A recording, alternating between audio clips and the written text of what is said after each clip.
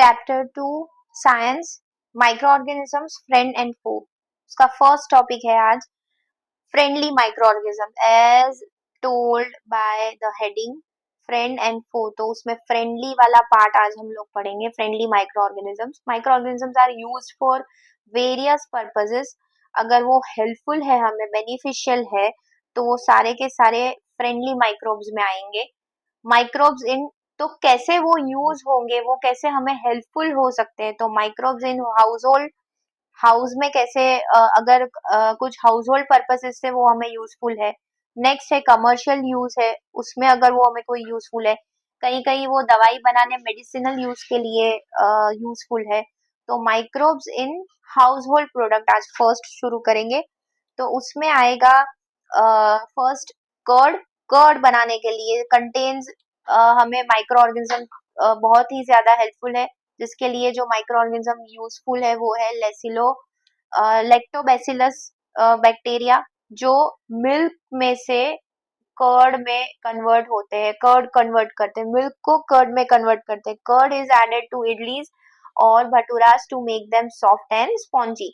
उसके बाद आता है डो। डो बनाने के लिए अगर यीस्ट, जैसे यीस्ट यूज होती है उसमें, तो उसकी वजह से क्या होता है, कार्बन डाइऑक्साइड उसमें प्रोड्यूस होता है। अभी कोई गैस अगर प्रोड्यूस होगा तो वो बबल्स क्रिएट करेगा।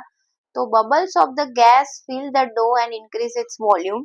उसकी वजह से this is the basis for the use of yeast in the baking industry for making breads, pastries and cakes.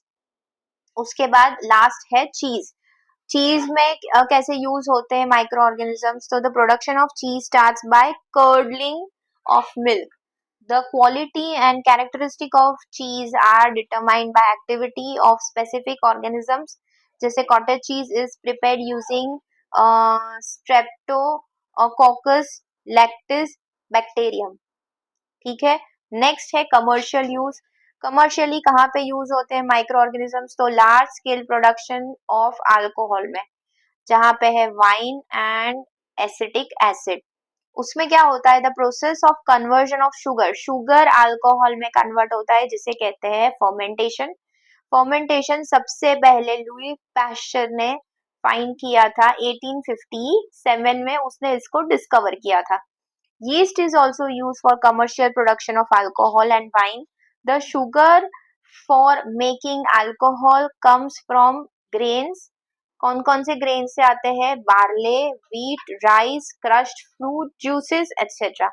Fermentation is done by the action of yeast on the sugar in a liquid medium.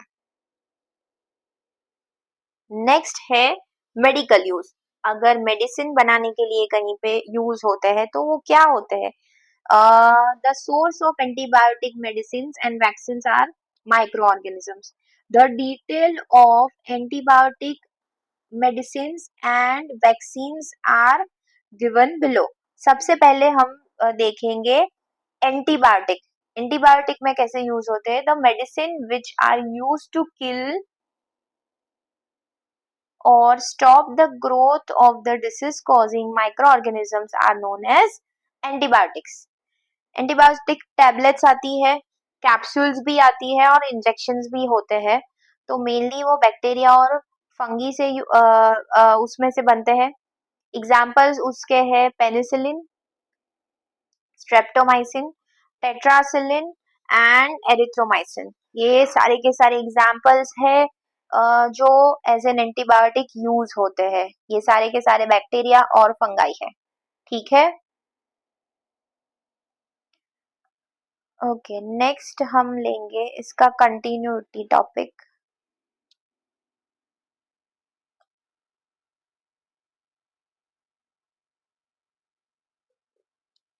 और वो है इसके बाद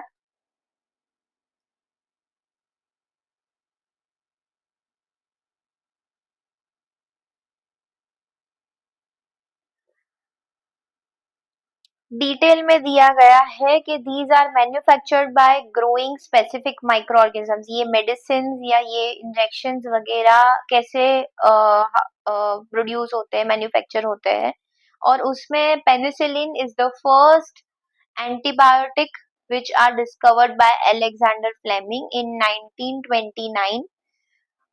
हुआ ये था कि he observed the presence of mold which prevent the growth of bacteria. एक स्लाइड पे कहीं बैक्टीरिया थे, उसके साथ पे मोल्ड का प्रेजेंट की वजह से वो बैक्टीरिया का ग्रोथ स्टॉप हो गया, या बोल सकते हैं आधे से ज्यादा बैक्टीरिया को उसकी वजह से उसका ग्रोथ स्टॉप हो गया और उसको मार भी दिया. It is also killed many of this bacteria.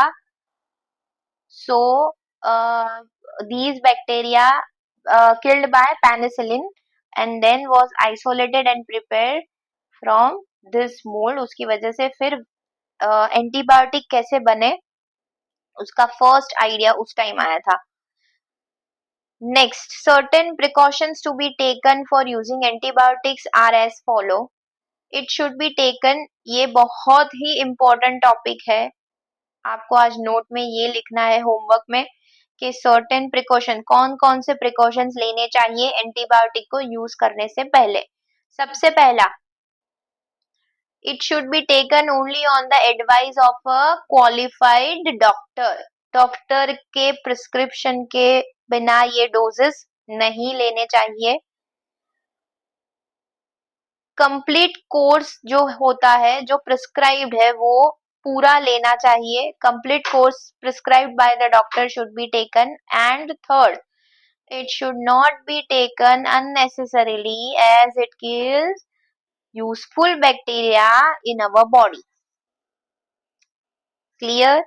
Next, medicinal use में ही कंटिन्यू. हमने कैप्सूल्स और मेडिसिन देख लिए. वैक्सीन का क्या? तो vaccine is a biological preparation that provides immunity against a particular disease. Vaccine क्या है? तो एक कोई पर्टिकुलर डिसीज के अगेंस्ट हमें जो हमारी बॉडी को जो इम्यूनिटी मिलती है वो वैक्सीन की वजह से मिलती है. The body produces antibodies when a disease carrying microbes enter it. The body also retains memory of this encounter to fight the microbe if it enters again. Vaccine में क्या होता है? तो vaccine consist of dead and weekend microbes which are introduced in a healthy body, produce suitable antibodies to fight and kill themselves. These antibodies remain in the body to protect from disease causing microbes, thus develop immunity. उसकी वजह से immunity हमारी already boost हो चुकी होती है. तब in future जब ये सारे बैक्टीरिया या वायरसेस या डिसीज कॉजिंग बैक्टीरिया या माइक्रोब्स का अटैक होगा तो ऑलरेडी हमारी बॉडी उसके अगेंस्ट इम्यून होगी. The disease which can be prevented by vaccination, जो अब तक डिसीज जितने भी सारे हैं जो बिकॉज ऑफ वैक्सीनेशन इरेडिकेट हो चुके हैं या प्रिवेंट किए जा चुके हैं, उनका एक लिस्ट है. ठीक है, तो यहाँ पे ये लिस्ट दिया है, वो आपको अपने नोटबुक में लिखना है, ये वाला पूरा.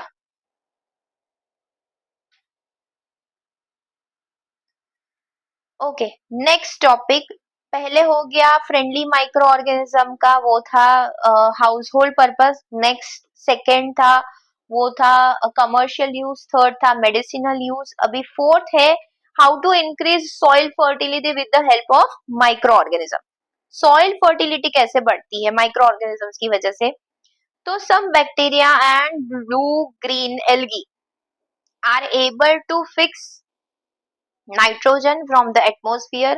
Again nitrogen fixation जो हमने चैप्टर 1 में भी पढ़ा है और ये वाले चैप्टर में उसको डिटेल में और आगे पढ़ेंगे. तो नाइट्रोजन फिक्सेशन की वजह से सॉइल की फर्टिलिटी इंक्रीज होती है. और ऐसे माइक्रोब्स कौन कौन से है? तो सबसे कॉमन नाम जो हमें पता है वो है राइजोबियम बैक्टीरिया. नेक्स्ट है cleaning the environment. Microorganisms are natural decomposers जिसे कह सकते हैं. वो नेचुरली पूरे एनवायरमेंट में से स्मेली डेड रिमेन्स जो प्लांट्स और एनिमल्स के हैं उसको कन्वर्ट करते हैं into simpler substance, and thereby they are cleaning up them from the environment, thus they are called as decomposers. और लास्ट है अदर बेनिफिशियल एक्टिविटीज, जैसे कि माइक्रो ऑर्गेनिजम्स अगर है तो उसकी वजह से microorganisms are also used in tanning of leather, fibre retting, sewage disposal, food processing जो भी होता है उसमें, and in production of enzymes and hormones. ये सुएज डिस्पोजल का आपने स्टैंडर्ड 7 में पूरा चैप्टर्स के ऊपर था, आपने पढ़ा था, ठीक है। तो ये जितने भी पॉइंट्स आज हाईलाइट किए हैं पूरे वीडियो में, ये आपको एज एन पॉइंट बना बना के उसको लिखने हैं, और फिर लर्न करने में आपको उतना ही इजी रहेगा। मैं जब भी बोलती हूँ, बार बार बोलती हूँ कि आप पूरा वीडियो या जब भी मैं क्लास में भी डिक्टेट करती हूँ, आप पूरा का पूरा जो शॉर्ट नोट हो उसको ऐसे लिखे पॉइंट वाइज, जैसे आप एक एक पॉइंट को इजीली अपने अंदर याद कर सके। Clear students?